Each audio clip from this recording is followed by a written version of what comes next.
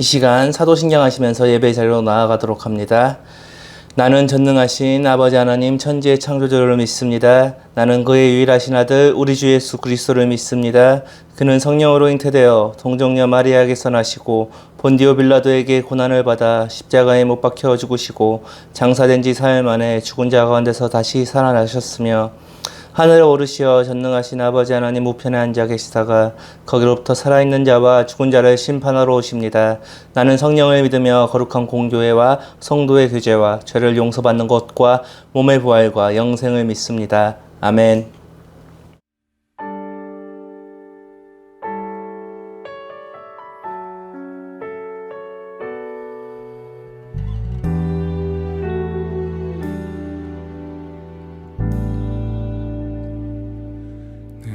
모습 이대로 사랑하시네 연약함 그대로 사랑하시네 나의 모든 발걸음 그가 하시나니 날 인도하소서 모습 이대로 사랑하시네 연약한 그대로 사랑하시네 나의 모든 발걸음 주가 하시나니 날 인도하소서 주의 날개 아래 거하는 것 주의 임재 아래 거하는 것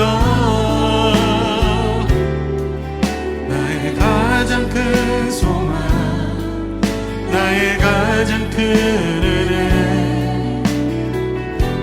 주와 함께 동행하는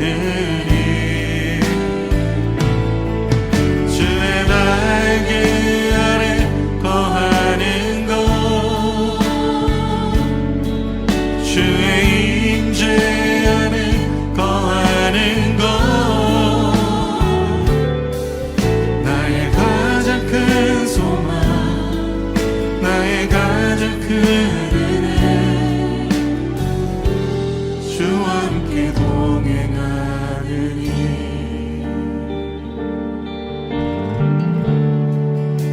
내 모습 이대로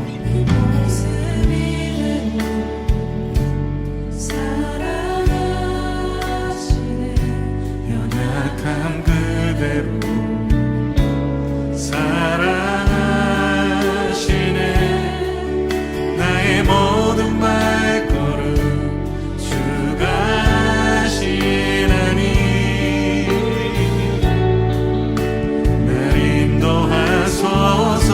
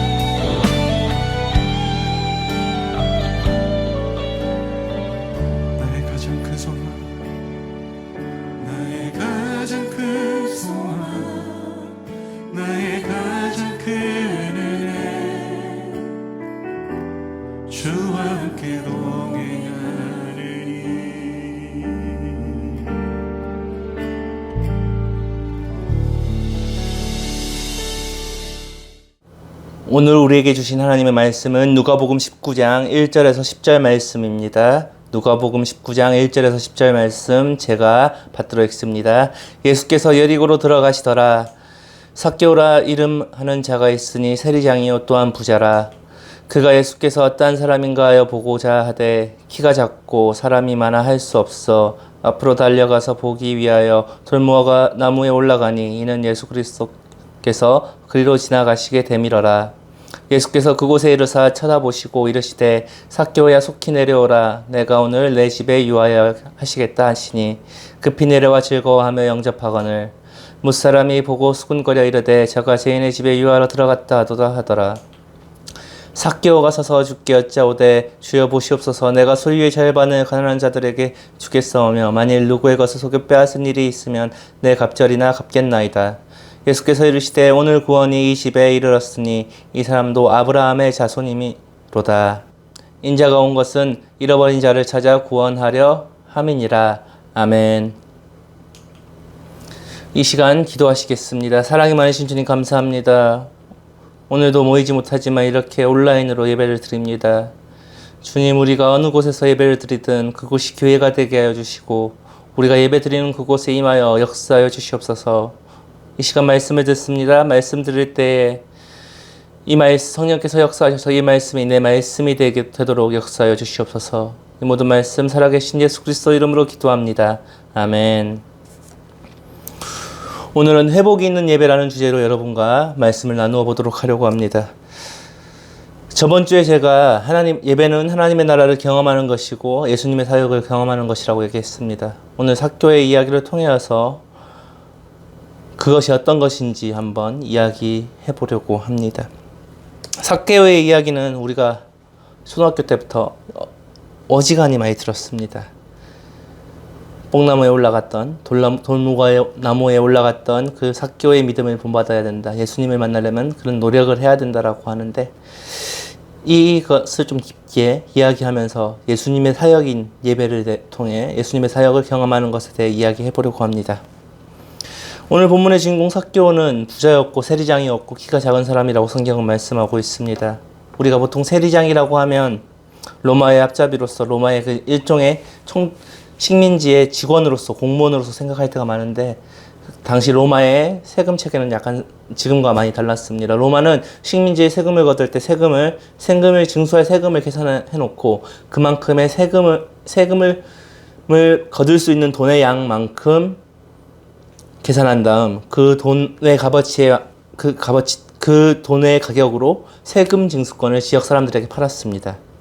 다시 말해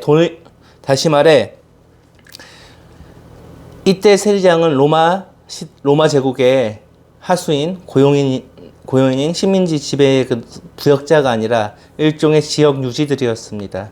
그 당시 세금 징수권을 사기 위해서는 그 지역에서 거칠 만큼의 세금을 먼저 내고 그 세금 거둘 권리를 가져옵니다.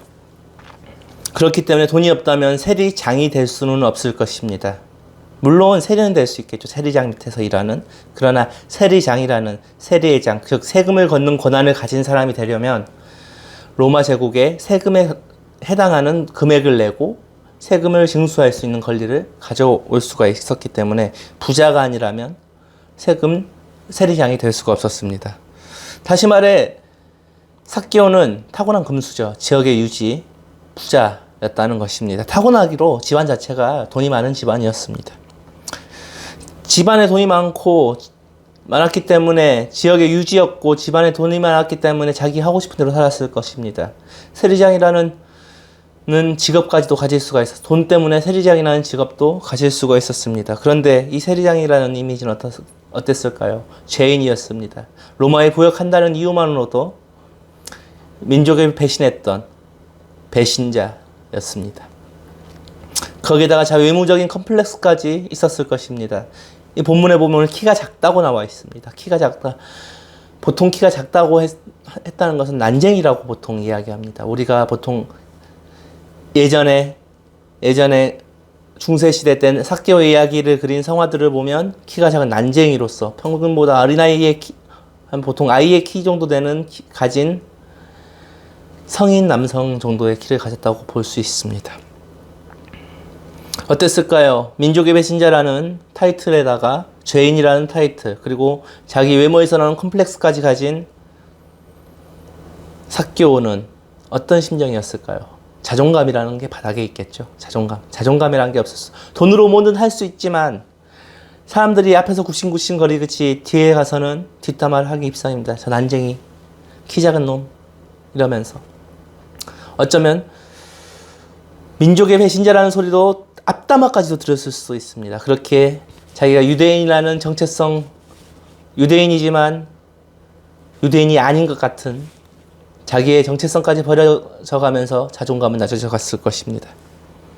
그런데 오늘 말씀에서 예수님은 이러한 삭개오를 부르십니다. 근데 이 삭개오는 어떻게 부름을 받고 예수님의 사역을 경험하고 회복받고 구원을 선포받을 수 있었을까요? 어떻게 우리도 삭개오처럼 예수님을 만나고 삭개오처럼 회복받고 예배를 통하여 회복할 수 있을까요? 오늘 말씀을 나누어 보도록 하겠습니다. 오늘 본문 말씀 4절을 보면 돌무화가 나무에 올라갔다고 나옵니다. 돌무화가 나무에 올라갔다는 것은 자기 자신을 내려놓았다는 것입니다. 삭개오는 돌무화가의 나무에 올라갈 일이 없는 사람입니다. 그 당시 돌무화가는 돌무화과는 뽕나무의 일종의 열매인데 생긴 열매는 무화과와 같은 열매를 가져서 돌무화과라고 불리웁니다. 그런데 이 돌무화과를 관리하는 사람들은 목자입니다. 목자들이 자신의 또 다른 잡으로, 다른 직업으로 부자들의 돌무화과 열매를 관리해주면서 먹고 살았습니다. 목자는 유대 사회에서 매우 비천한 직업이었습니다. 시체를 만진다는 이유로 부정한 직업으로 통해왔습니다. 가난한 자들이 하는 직업들이 바로 목자였습니다. 다시 말해 돌무화가 나무에 올라간다는 것은 부정한 사람들, 약자들, 낮은 사람들, 사회 하층민들이 올라가서 돌무화과 열매를 관리해야 됐습니다. 돌무화과 열매를 왜 관리했을까요? 상처를 내지 않으면 열매가 자라지 않기 때문에 목자들이 돌무화과 나무에 올라가 열매에 상처를 내었습니다. 그런 부업을 통하여서 살아야던 게 그 시대 사람들이었습니다. 다시 말해 돌무화과 나무에 올라가는 사람들은 그 당시 유대 사회에서 가장 비천한, 가장 하위 계층의 사람들만 돌무화과 나무에 올라갔다는 것입니다. 그런데 아까 삭개오는 뭐라고 했죠? 세리장이었고 지역의 유지였고 금수저였다고 했죠.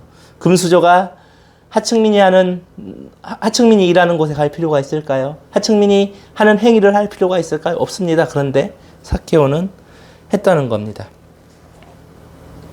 다시 말해 삭개오가 예수님께 부름을 받을 수 있었던 이유는 자신의 지위와 자신의 체면까지 내려놓았다는 겁니다. 저번 주에 제가 장로들이 금관을 내려놓고 예배했다고 했습니다. 사람이 자기가 자기 되게 만드는. 오늘 본문의 말씀에서 삭개오는 자신이 올라가지 않아도 될 하층민들이나 올라가는 약자들이나 올라가는 그 돌무화과 나무에 올라갔다라고 합니다. 그 나무에 오를 때 쉬운 일이었을까요? 최대 10m, 15m까지 크는 그 나무를 기어서 올라갔다는 것은 그만큼 간절했다는 겁니다. 간절한 마음으로 내 자신을 내려놓고 예수님을 만나기 간절히 원했다는 겁니다. 내가 누구고 잘났고 이런 것을 따지는 것이 아니라 예수님을 만나기 위해서는 그 간절한 마음으로 내가 누구인지 상관없이 내가 부자고 가난한 자고 죄인이고 잘난 사람이고 똑똑한 사람이고 바보고 이런 것들은 상관없이 예수님을 만나기 원했다는 그 간절함 하나만으로 그 돌무화과 나무에 올랐다는 겁니다. 이 돌무화과 나무에 올랐을 때 어떤 일이 일어났습니까? 예수님이 삭개오야 이름을 부르셨습니다.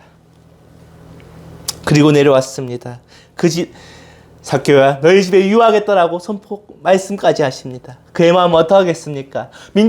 자기의 동네에서 민족의 반역자, 배신자, 죄인이라고 키가 작은 저 죄인 누가 상대해라고 얘기했을 텐데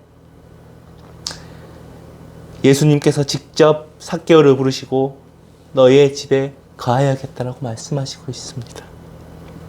그러할 때 첫 번째로 그 마음이 회복되었을 것입니다. 예수님은 그 부르심을 통하여서 사역을 먼저 시작하셨습니다. 그러할 때 어떤 변화가 나타나고 있습니까? 9절을 보면 자기가 속여서 재물을 뺏은 것이 있으면 내 값져지나 갚겠습니다. 이것은 무엇을 의미합니까? 레위기 21장을 보면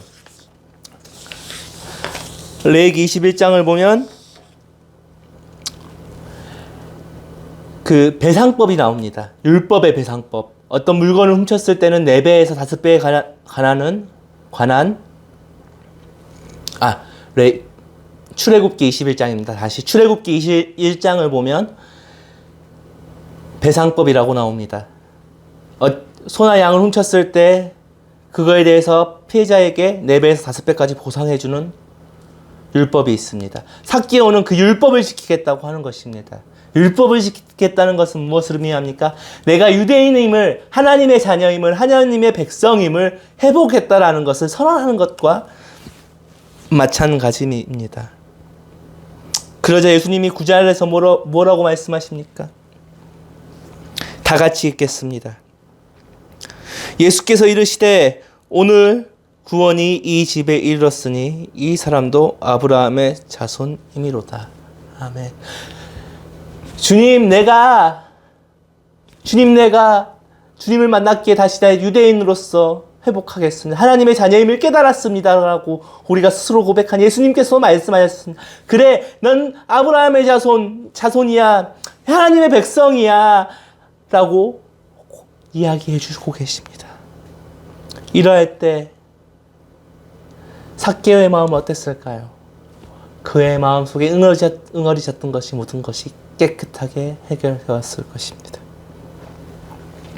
여러분, 우리는 이런 회복의 사역을 예배 자리에서 겪고 있나요? 제가 저번 주에 누누이 말씀드렸듯이 예배는 예수님의 사역을 경험하는 것이라고 이야기했습니다. 우리는 예배를 통해 회복을 경험하고 있나요? 왜 경험하지 못하나요? 예배 가운데 온갖 치장을 하고 나타나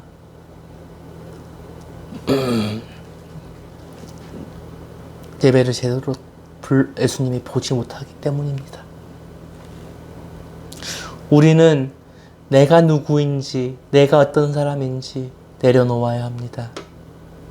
오늘 삭개오는 돌무화과 나무에 올라갈 필요도 없었지만 자신의 지역유지라는 세리장이라는 직업을 내려놓고 목자들이나 가난한 사람들이 오르는 돌무화과 나무에 올랐습니다. 우리도 그러하여야 한다는 것입니다.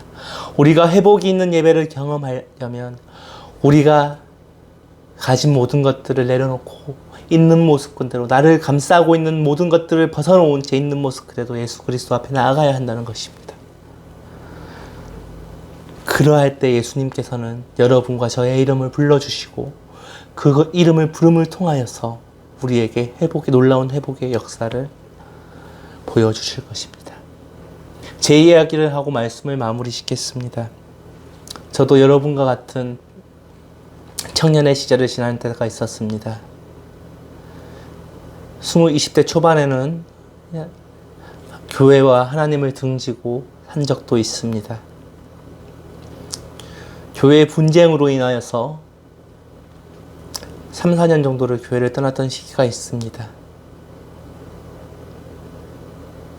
세상적으로 반듯하게 살면서 돈도 나름 벌었었고, 나름 괜찮은 직장을 통해서 많이 벌지는 않지만 안정적으로 돈도 벌었었고,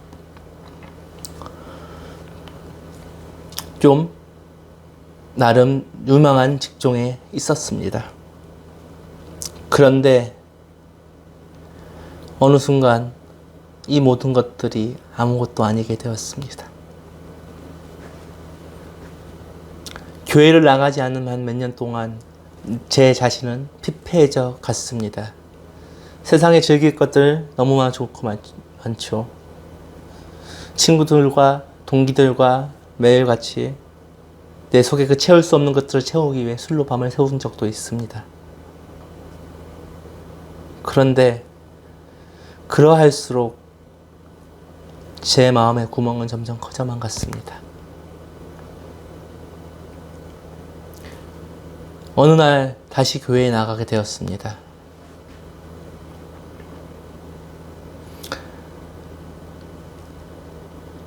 아무것도 남지 않았던 텅 빈 마음을 가진 채로 터덜터덜 걸어갔던 교회에서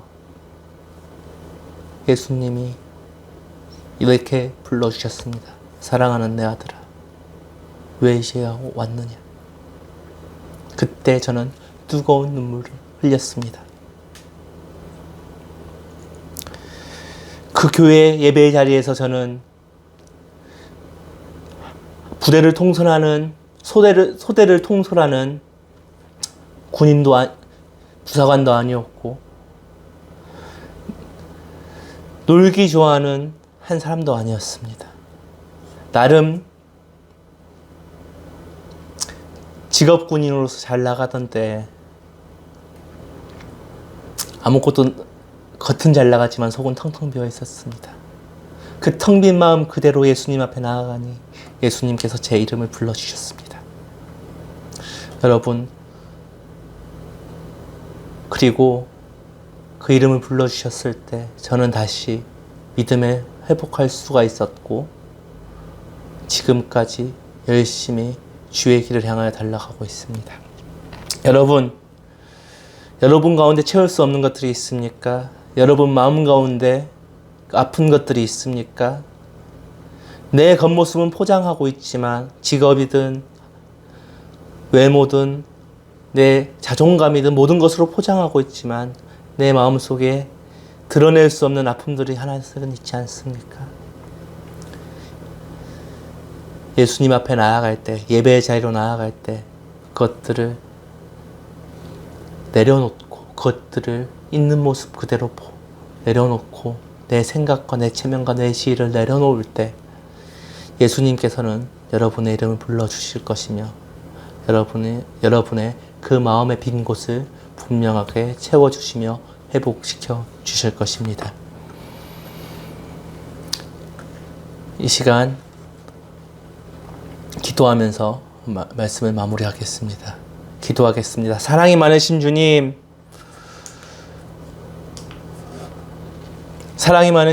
우리가 오늘 삭개오의 이야기 들었습니다. 내 생각과 내 시위와 내 모든 것을 내려놓고 있는 모습 그대로 주님이 오시는 그곳을 향해 달려나가는 삭개오의 모습처럼 우리가